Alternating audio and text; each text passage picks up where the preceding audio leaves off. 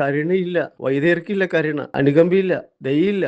അവർക്കെന്തെങ്കിലും നേട്ടോ അല്ലെങ്കിൽ ചിരിച്ചു കാണിക്കുന്നവരോ അല്ലെങ്കിൽ എന്തെങ്കിലും പള്ളിയിലെ കൈക്കാരന്മാർക്ക് എന്തെങ്കിലും നേട്ടങ്ങൾ കിട്ടാനോ അല്ലെങ്കിൽ അവരുടെ കച്ചവടം ഉള്ള സ്ഥാപനങ്ങളുണ്ടാവും. അവർക്ക് ആ കച്ചവടം മാർക്കറ്റ് പിടിച്ചടക്കാനോ അല്ലെങ്കിൽ ഏതെങ്കിലും രാഷ്ട്രീയ മുഖമുള്ളവരുണ്ടാവും. രാഷ്ട്രീയത്തിൻ്റെ സ്വാധീനം ഇങ്ങനെയുള്ളവരെ സുഖിപ്പിച്ചും ഈ സഭയിൽ നിന്നുകൊണ്ട് അവർ കാര്യങ്ങൾ നടത്തുന്നു. അവർക്ക് സമൂഹത്തിൽ ഒരു കുറ്റവും ഉണ്ടാവില്ല, ഇടവകയിലും ഉണ്ടാവില്ല. ഈ സഭയ്ക്ക് വേണ്ടി നിലകൊള്ളുന്ന ഒറ്റപ്പെട്ടിരിക്കുന്ന പാവങ്ങൾക്ക് സഭയ്ക്ക് വേണ്ടി ബലിയായി തീർന്ന അല്ലെങ്കിൽ സഭയ്ക്ക് വേണ്ടി ത്യാഗം ചെയ്ത സഭയ്ക്ക് വേണ്ടി ആ റീത്തിന് വേണ്ടി ഇപ്പം നമ്മൾ പൊരുതുന്നവർക്ക് ഇവിടെ സമൂഹത്തിൽ നിന്നും നമ്മൾ വെറുക്കപ്പെടുന്നു. വർഗീയതയെന്നും പറഞ്ഞ് ചിലപ്പോൾ തെറ്റിദ്ധരിക്കും. ഈ ഈ വന്ന് ഇടവകയിൽ ഇതായിട്ടുള്ള വിജാതി മറ്റ് ആയിട്ടുള്ള ബന്ധങ്ങളിലുള്ളവരാണെങ്കിൽ അവരും നമ്മളെ മനഃപൂർവ്വമായിട്ട് ഒരു തെറ്റിദ്ധരിക്കുന്നതും കുറ്റപ്പെടുത്തുന്ന കാര്യങ്ങളായിരിക്കും. കാര്യം എന്ന് പറഞ്ഞാൽ സഭയ്ക്ക് നിലനിന്നുകൊണ്ട് സഭയ്ക്ക് അവകാശമില്ല. നമ്മുടെ സ്വന്തം വീട് പണിതിട്ടുണ്ടെങ്കിൽ എൻ്റെ വീട്ടിൽ കയറാൻ അന്തി ഉറങ്ങാൻ പറ്റുന്നില്ല എന്നൊരു അവസ്ഥയാണ് സഭയിൽ ഈ മറ്റുള്ളവരുടെ കുത്തഴിഞ്ഞുള്ള കയറ്റവും അധികാര സ്ഥാനവും കൈയടക്കി എല്ലാം ചെയ്യണം. അവർക്ക് അധികാരം ഉണ്ടെങ്കിൽ പിന്നെ എന്ത് ചെയ്യാമല്ലോ. അവർക്ക് പ്രവർത്തിക്കാൻ പറ്റും, അവർക്ക് സമയമുണ്ട്, അവർക്ക് എല്ലാ കാര്യങ്ങളും ചെയ്യാം. അവർ തീരുമാനിക്കുന്ന ആൾക്കാർ തീരുമാനിക്കുക, വാക്കുകൾക്ക് ചിലവരുടെ മുഖവിലയ്ക്ക് എടുക്കുക, അല്ലാത്തവരൊക്കെ പുറന്തള്ളും. എന്നോട് സഭയിൽ നിന്ന് പറയുകയാണ്, സഭയിൽ നിന്ന് പോ, ഇവരൊക്കെ പുറത്താക്കണമെന്ന്. ഇവരൊക്കെ ഈ ഇന്നാൾ വന്ന വ്യക്തികളാണ്. ഞാൻ ഇതൊന്നും നമ്മുടെ സമയവും സമ്പത്തും കളഞ്ഞ് നമ്മൾ സഭയ്ക്ക് വേണ്ടി നിലകൊള്ളുന്ന പാവങ്ങൾ, ജാതിയില്ല, മതമില്ല, വർഗമില്ല, എല്ലാവരും സാഹോദര്യത്തിനോട് നോക്കി പ്രവർത്തിച്ചു. എൻ്റെ മാതാപിതാക്കളെ എന്നെ പഠിപ്പിച്ചതും ഞാൻ അതുപോലെ പ്രവർത്തിക്കുന്നവരാണ്. ഇവിടെ എനിക്ക് ജാതിയും മതവും വർഗവും വർണ്ണവും സമ്പത്ത് ദരിദ്രം ഒന്നും നോക്കില്ല. പക്ഷെ ഇവര് നമ്മളെ ഈ പട്ടിക്ക് അല്ലെ പട്ടിയുടെ മുമ്പിൽ പൂച്ചേനെ എടുത്തെറിയണവർ അല്ലെങ്കിൽ പൂച്ചയുടെ മുമ്പിൽ എലീനെ ഇട്ട് കളിക്കണവരെയാണ് നമ്മളിട്ട് കളിപ്പിക്കണത്. അവർ ചെയ്യുന്ന നീച പ്രവർത്തികൾക്ക് യാതൊരു ഒരു പരാതിയോ ഒന്നുമില്ല. ഈ കുരങ്ങ് കളിപ്പിക്കുക എന്നുള്ളതല്ല, അവർക്ക് അത് നെറിവില്ലാത്ത, നന്ദിയില്ലാത്ത, സഭയോട് കൂറില്ലാത്ത പ്രവൃത്തി ചെയ്യുന്നവർക്കാണ് ഇതൊക്കെ ചെയ്യാൻ പറ്റുള്ളൂ. ഇവർ നോക്കിക്കാണുന്നത് സമ്പത്തുണ്ടോ, എങ്ങനെയെങ്കിലും കട്ടും കഴിവേറിയും കൊള്ളയടിച്ച് ആരെങ്കിലും വേദനിപ്പിച്ചാലും കൊലപ്പെടുത്തിയും അല്ലെങ്കിൽ അപഹരിച്ചിട്ടുള്ള സമ്പത്തുണ്ടോ? അവന് കിരീടമുണ്ട്, അവന് കസേരയുണ്ട്, അവന് ആളുകളുമുണ്ട്. നമ്മൾ അങ്ങനെ നേടിയിട്ടില്ല. നമുക്ക് കിരീടമില്ല, കസേരയില്ല, ആളുകളുമില്ല, നമ്മുടെ വാക്കുകൾക്ക് പുല്ല് വിലയും കൽപ്പിക്കില്ല. അപ്പോൾ അധികാരത്തിലിരിക്കുന്നവർക്ക് എന്ത് ഏകാധിപത്യം തീരുമാനങ്ങൾ ചെയ്യാം. അവിടെ നമ്മൾ അവരുടെ ഏകാധിപത്യത്തിലേക്കായി പോണ്. ഓരോ സഭയിലും ഓരോ ഇടവക്കാരും കൈയ്യരിക്കണം. അപ്പോൾ അതുകൊണ്ടാണ് നമ്മൾ അന്തം വിട്ടു പോകണാണ്. ഈ നീതിക്ക് ഈ നമ്മുടെ നീതിക്ക് ഒരു പരിഹാരമില്ലേ? ഈ അനീതി മാത്രമല്ല നടപ്പിലാവുന്നത്. ഇത് പിതാക്കന്മാരും എന്നെപ്പോലെ ഒരു ശക്തമായിട്ട് പ്രതികരിക്കുമെങ്കിൽ ഇവിടെ നേരാകാനുള്ളു. പിതാക്കന്മാരും ഈ ഈ ഭീഷണിക്കൊത്ത് കൂടെ നിൽക്കണേണ്. അവർക്ക് എന്ത് ആത്മീയതയുണ്ട്? നമ്മൾ കുറ്റപ്പെടുത്തലല്ല അവരാ. കുറ്റപ്പെടുത്താൻ ഞാൻ ആളല്ല. പക്ഷെ നമുക്ക് ഇത് കണ്ടും കേട്ടിട്ടും ഒരു കരുണ, ഒരു ക്രൈസ്തവ സഭയല്ലേ, ഒരു കരുണയുടെയും സ്നേഹത്തിൻ്റെയും ഒരു വേദനയുടെയൊക്കെ ഉള്ളറിയുന്നവരല്ലേ ഈ സഭ മേലധികാരികളോ വൈദികരും ഒക്കെ. ഇവർക്ക് ഇത് നിരീശ്വരവാദിയേക്കാളും കഷ്ടമാണല്ലോ ഈ വൈദികർ, കരുണയില്ലാതെ പ്രവർത്തിക്കുന്നവർക്ക്. അവർക്ക് കുറച്ച് ചുറ്റിപ്പറ്റിയ കുറേ ആൾക്കാരുടെ അത് ഇങ്ങനെ ഒരു പ്രതിഷ്ഠ പോലെ, വിഗ്രഹം പോലെ എല്ലാവരും അവിടെ ഉണ്ടാവും. വേറെ പണിയില്ലല്ലോ. അവർക്ക് അതിൽ നിന്ന് നല്ല നേട്ടങ്ങളുണ്ട്. അങ്ങനെയുള്ള പറ്റിക്കൂടുന്ന അവർക്ക് നല്ല സമ്പത്തും അടിച്ചു മാറ്റിയിട്ടുണ്ട്, എല്ലാമായിട്ടുണ്ടാവും. എന്നാൽ നമുക്ക് പറയുന്നത് അത് ഈ സമ്പത്തിലും ഈ സ്വത്തിലും ഈ സ്ഥാപനങ്ങളിലും നോട്ടം വിട്ടിട്ടല്ലേ ഇവർ കടിച്ചു തൂങ്ങിയിരിക്കുന്നത്. ഈ സഭയെ സ്നേഹിക്കാനോ, സഭയെ മക്കളെ സ്നേഹിക്കാനോ, ആ സഭയിലുള്ള റീത്തിലുള്ളവരെ ചേർത്ത് പിടിക്കാനോ അവർക്ക് നേരമുണ്ടോ? അവർ സഹോദരൻ പോലെ മതേതരം എന്ന് പറഞ്ഞുകൊണ്ട് അവർ മതേതരത്തിൻ്റെ മറവിൽ അവർ മതേതരത്തോട് കാണിക്കണമെങ്കിലും ഈ സഭാമക്കളെ ചവിട്ടിയും താഴ്ത്തിയും കൊണ്ട് സഭയെ സ്നേഹിക്കുന്ന അതേ രീതിയിലുള്ളവരെ പട്ടിണിയാക്കിക്കൊണ്ട് അവർ തൊഴിൽ തടസ്സങ്ങൾ നടത്തിക്കൊണ്ട് അവരുടെ ഉപജീവന മാർഗങ്ങളെ തടസ്സപ്പെടുത്തിക്കൊണ്ടും എല്ലാം എല്ലാ വഴികളും അടച്ചും കൊണ്ടാണ് ഇവർ മതസൗഹാർദ്ദത്തിൻ്റെ പേരിൽ അവർക്ക് പ്രത്യക്ഷത്തിൽ നോക്കുമ്പോൾ മതസൗഹാർദ്ദം അങ്ങനെയല്ലേ. വേദനിക്കുന്നവൻ എന്തെങ്കിലും വേദന തുടരുമ്പോൾ അവിടെ വർഗീയതയായി. ഞാൻ വർഗീയത ഇളക്കുന്നതായി. മനസ്സിലായോ? അവർ അതിൻ്റെ ആയുധം വെച്ച് അവർക്ക് കളിക്കാം.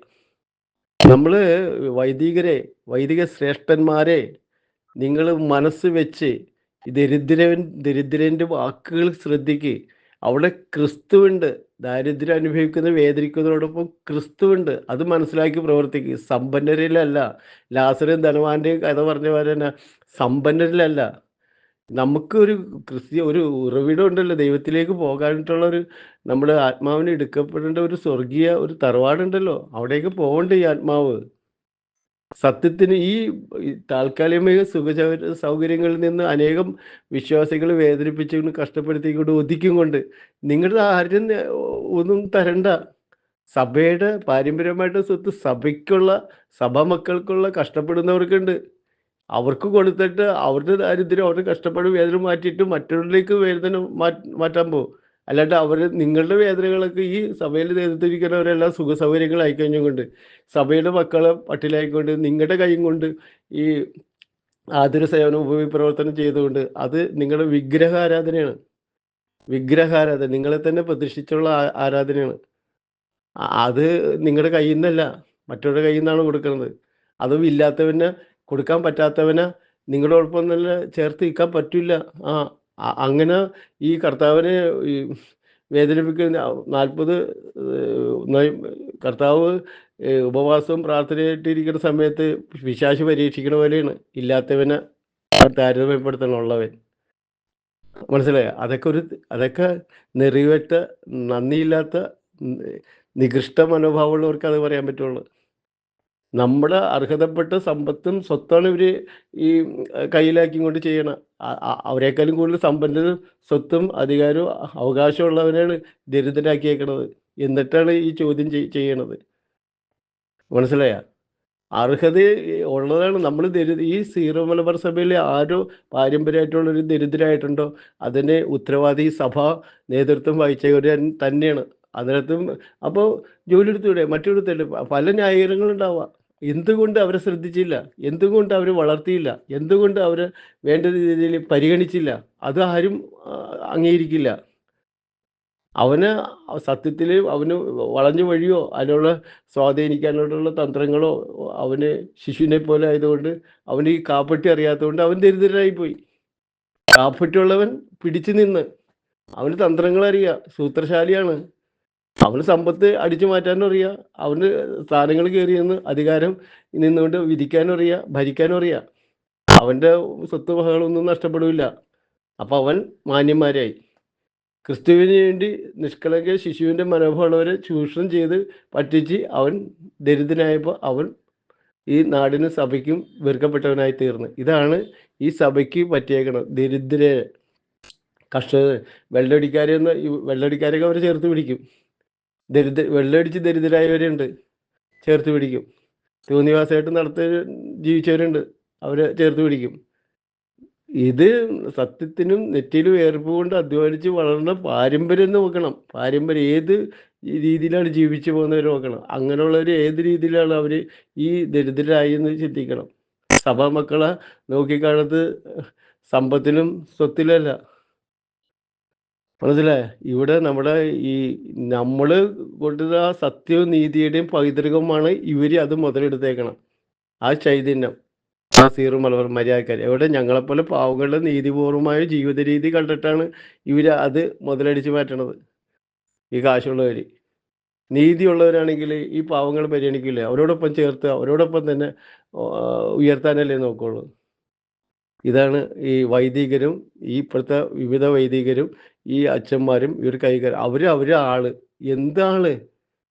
നിങ്ങൾ മനസാക്ഷിയോട് നിങ്ങൾ തന്നെ ചിന്തിച്ചേക്കുക. എത്ര നിങ്ങൾ പൂർണ്ണ മര്യാദ ഉള്ളവരാണോ? പൂർണ്ണ നന്മയിൽ സ്വീകരിക്കുന്നത്, പൂർണ്ണ എല്ലാം തികഞ്ഞവരാണോ? ഒന്ന് ആത്മപരിശോധന നടത്ത്. ഞാൻ തന്നെ പറയുന്നു, ആത്മപരിശോധന നടത്ത്. എന്നിട്ട് വിധിക്ക് ഈ സഭയിലെ മക്കളാ. നമ്മൾ ആഗ്രഹിക്കുന്നത് ഏകീകൃത കുർബാനയാണ്. അതിന് നമുക്ക് എന്തിനാ തടസ്സം? ഇത് അല്ലെങ്കിൽ പിന്നെ നമ്മൾ റീത്ത് വേറെ ആയിരിക്കണം. ഈ സീറോ മലബാർ സഭയിലെ റീത്ത് ഏത് കുർബാന അർപ്പിക്കാനാണ്? നിങ്ങൾ വിവിധ വൈദികരെന്ന് ചോദിക്കുക, ഏത് കുർബാനയാണ് അർപ്പിക്കേണ്ടത്? സീറോ മലബാർ സഭയിലെ സഭാ മക്കൾക്ക് ഏത് രീതിയിലുള്ള കുർബാന അർപ്പിക്കേണ്ടത്, സഭ ഈ ഈ സഭ മാർപ്പാപ്പ നിരോധിച്ച കുർബാന, അതായത് ജനാബ് കുർബാനയാണോ, അല്ലെങ്കിൽ മാർപ്പാപ്പ സീറോ മലബാർക്ക് സഭയിലെ വിശ്വാസികൾക്ക് അർപ്പിക്കേണ്ട കുർബാന ഏകീകൃത കുർബാനയാണോ, ഏതാണ് നമ്മൾ സ്വീകരിക്കുന്നത്? മാർപ്പാപ്പയ്ക്കനേക്കാളും വലിയ പാപ്പന്മാർ ആരെങ്കിലും ഒന്ന് പറ, ഏതാണ് നടത്തേണ്ടത്? നമ്മൾ അവകാശം ഇത് വാശിയും വീറും തീർക്കാനും വാശിയും പകയും തീർക്കാനുള്ള സ്ഥലമല്ല വിശുദ്ധ കുർബാന. നിങ്ങൾ ഞങ്ങൾ വിശ്വാസികളെ, മറ്റുള്ള വിശ്വാസികളുടെ വേദന തിരിച്ചറിയണ്ടേ? ഇത് ആരാണ്? നിങ്ങൾക്ക് പറ്റില്ലെങ്കിൽ സഭ വിട്ടു പോകണം. എന്നിട്ട് ഈ സഭ വിട്ട് ഈ നീചപ്രവൃത്തി ചെയ്യുന്നവരാണ് നമ്മളോട് സഭ വിട്ട് പോകാനായിട്ട്, അല്ലെങ്കിൽ ഈ സംഘടന വിട്ടു പോകാനെന്ന് പറയുന്നത്. ഇവർക്ക് എന്താ അധികാരം? ഇവർ കടിച്ചു തൂങ്ങിയത് കൊണ്ട് അനീതി പ്രവർത്തിക്കുന്നവരാണ്. കാര്യം അവർ ഊങ്ങിട്ട് പണമുണ്ട്. പണം ഏത് രീതി കൂടി ഉണ്ടാക്കുന്നു, അവർ ഏത് രീതി കൂടി ആത്മീയത പുലർത്തുന്നു, അവർ ഏത് രീതി കൂടിയാണ് അവർ സഭയിൽ വിശ്വാസികളെ ചേർത്ത് പിടിക്കുന്നത്, ഏത് കണ്ണുകൂടി കൂടിയാണ് അവർ നോക്കിക്കാണുന്നത്. അങ്ങനെ സ്വയം ആത്മപരിശോധന നടത്തിയിട്ട് വിധി കൽപ്പിക്കുക. അല്ലാണ്ട് കുറച്ച് ആൾക്കാർ ഞാനിപ്പോൾ ഇങ്ങനെ പറയുമ്പോൾ എനിക്ക് എതിരാണ്, എനിക്ക് 99% എതിരാണെങ്കിലും എൻ്റെ സത്യത്തിന് യാതൊരു മാറ്റമില്ല. ദൈവമുണ്ട്, ഒരു ശക്തിയായ ഒരു ദൈവമുണ്ട് എനിക്ക്, ഏകദൈവം, ക്രിസ്തുവിലൂടെ ആ വിശ്വാസം അർപ്പിച്ചിട്ടുള്ള കർത്താവിലുള്ള വിശ്വാസം, അതാണ് എൻ്റെ ദൈവം. അതിന് നിങ്ങൾക്ക് 99 ജനങ്ങൾ സപ്പോർട്ടായിരിക്കും, അത് ഭൂമിയിലുള്ള അധികാരം. അതാണ് കർത്താവ് ഈശോ പറഞ്ഞ്, എൻ്റെ അധികാരം ഭൂമിയിലല്ല സ്വർഗത്തിലെ പിതാവ് അയച്ചവൻ അവൻ്റെ ഹിതം അനുസരിച്ച് ഞാൻ അനുസരണ വിധേയപ്പെട്ടാണ് ക്രിസ്തു ഇവിടെ ജീവിച്ചത്. അല്ലെങ്കിൽ പണ്ടേ ക്രിസ്തുവിന് ഈ ത്യാഗത്തിൽ നിന്ന്, ഈ കഷ്ടപ്പാടിൽ നിന്ന്, ഈ കുരിശുമരണത്തിൽ നിന്ന് വിട്ടുപോയിക്കൂടെ? എൻ്റെ അധികമായ ഒരു സ്ഥലം, ആ സ്ഥലമല്ല ഭൂമി. അപ്പോൾ നിങ്ങൾ അധികാരത്തിൽ പിടിച്ചു നിൽക്കുന്നുണ്ട്. നിങ്ങൾ തന്നെ നോക്ക്, നിങ്ങളുടേതായ ചിന്താഗതി. നിങ്ങൾ ഈ ഭൂമിയിലുള്ള അധികാരവും ഈ സാമ്രാജ്യവും ഈ അംഗീകാരവും ഈ പൊങ്ങച്ചമൊക്കെ കിട്ടാൻ വേണ്ടി, ഈ പരിഗണനയൊക്കെ കിട്ടാൻ വേണ്ടി നിങ്ങൾ അതിൻ്റെ മറവിൽ കുറേ നീചപ്രവൃത്തിയാണ് ചെയ്യുന്നത്. നിങ്ങൾ അറിയാഞ്ഞോ അറിയാതെയോ ഒക്കെ പാവങ്ങൾക്ക് കിടക്കേണ്ട അന്തി ഉറങ്ങേണ്ടതും, പാവങ്ങൾക്ക് നാണം മറയ്ക്കേണ്ട വസ്ത്രവും, അവന് ഭക്ഷിക്കേണ്ട ഭക്ഷണവും, അവന് കഴിക്കേണ്ട മരുന്നുകൾ, അതിൻ്റെ ഔഷധവും, ഇതൊക്കെ എല്ലാം നിഷേധിച്ചും കൊണ്ട് നിങ്ങൾ ആ നിഷേധം അടിച്ചു മാറ്റുന്നു. നിങ്ങൾ സമ്പന്നർ കൂടി, അവർക്ക് അവിടെ അവകാശപ്പെട്ടാൽ നിങ്ങൾ സമ്പന്നനാവണത്. എന്നിട്ട് നിങ്ങൾ പുച്ഛിക്കണ്, പല്ലിളിക്കണ്, ദരിദ്രനെ തള്ളുന്നു. അവൻ കഴിവട്ടം, പോക്കറി, അവൻ തെമ്മാടി, എല്ലാ തരത്തിലും ദോഷം. കാര്യം ദരിദ്രനെ ഒന്നും ചെയ്യാൻ പറ്റില്ലല്ലോ. ഇതെല്ലാം പീഡനങ്ങൾ കൊടുക്കും. പിന്നെ മാറി നിന്നുകൊണ്ട് പല്ലിളിച്ച് വിധിക്കുകയും ചെയ്യും കുറ്റക്കാരനായി. കാര്യം അവൻ്റെ പിന്നിൽ ചെയ്യാൻ പറ്റുള്ള കഷ്ണമായിട്ട് തൂങ്ങി പിടിച്ചിരിക്കുന്ന ആൾക്കാരുണ്ട്. പല വിധത്തിൽ പല രീതിയിൽ കാര്യങ്ങൾ എടുക്കട്ടെ. അല്ലെങ്കിൽ യാത്രയിലാണെങ്കിലും സൗജന്യമായ വണ്ടി, അല്ലെങ്കിൽ ഏതെങ്കിലും പരിഗണന, അല്ലെങ്കിൽ കുറച്ച് പേര് യോഗ്യരായിട്ടൊന്ന് ജനങ്ങൾ മറ്റുള്ള വിചാരിച്ച മുമ്പിൽ അവർക്ക് കാര്യങ്ങൾ നടത്താൻ എളുപ്പമാണ്. ഈ ദരിദ്രം വന്നിട്ട് വല്ല വിലയുണ്ട?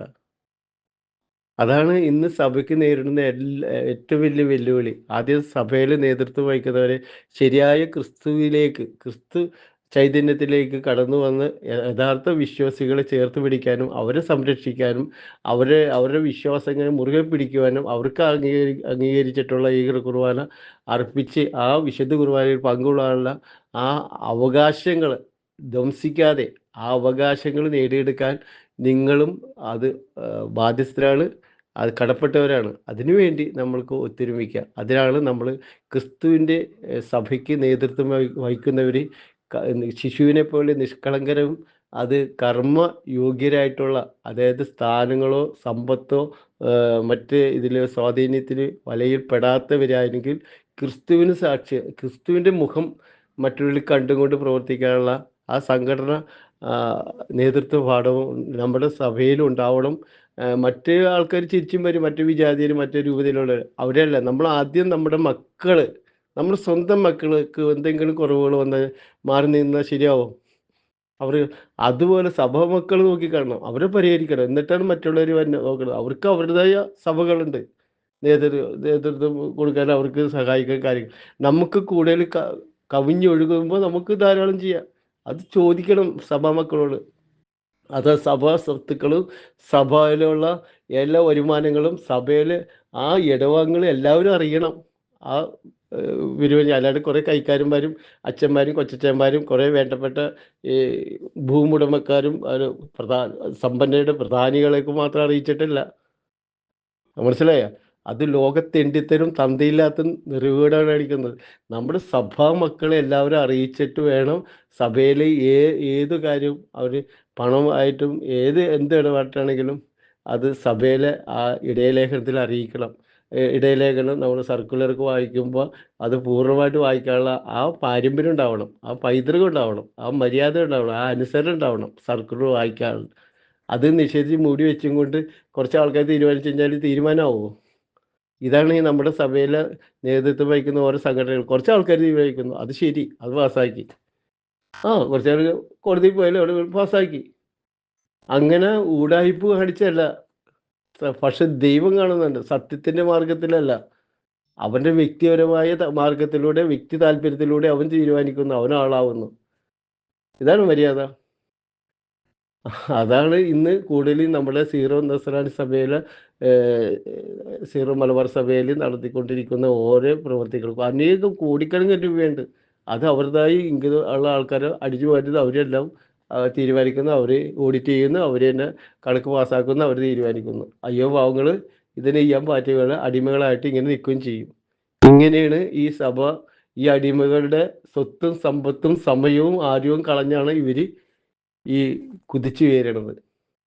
അവർക്ക് സമ്മതം, പിന്നെ അവർക്ക് പഠിക്കാൻ സൗകര്യമായി, പഠിച്ചു വളരാം, അവർക്ക് ജോലി കിട്ടണമെങ്കിൽ അതിനുള്ള വളഞ്ഞ വഴി കൂടി അവർക്ക് സമ്പത്തും കൊടുത്ത് കാശ് ഇതെല്ലാം തിരിച്ച് അവർ എടുക്കുകയും ചെയ്യും.